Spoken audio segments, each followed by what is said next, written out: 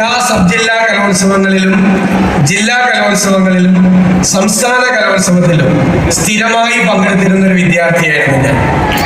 സമ്മാനം കിട്ടി സന്തോഷത്തോടെയും സമ്മാനം കിട്ടാതെ കണ്ണീരോടുകൂടിയും രണ്ടും മടങ്ങിപ്പോകുന്ന അനുഭവം എനിക്കുണ്ട്.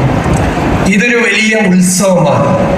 കേരളത്തിൽ നമ്മൾ എല്ലാം മറന്നുകൊണ്ട് എല്ലാവരും ചേർന്ന് നമ്മുടെ കുഞ്ഞുങ്ങൾ ഉദിച്ചുയരുന്നത് കാണുമ്പോൾ എല്ലാവരുടെയും മനസ്സിലുണ്ടാകുന്ന ഒരു ആഹ്ലാദമാണ്. അത് ഞാൻ ചുരുക്കുകയാണ്. എൻ്റെ ഒരു അഭ്യർത്ഥന, കുഞ്ഞുങ്ങളുടെ രക്ഷകർത്താക്കളുടെ ഒന്നും കണ്ണീര് വീഴാതെ, ഒരു വഴക്കുണ്ടാകാതെ, കുറെ കൂടി ചിട്ടയായും ഭംഗിയായും ഇനി ഇല്ലാന്നല്ല, ഇനി വരാനിരിക്കുന്ന വർഷങ്ങളിലും പരാതികളുടെ ബാഹുല്യങ്ങൾ ഇല്ലാതാക്കി നമ്മൾ കുറച്ചുകൂടി സിസ്റ്റമൈസ് ചെയ്ത് കൊണ്ടുപോകണം.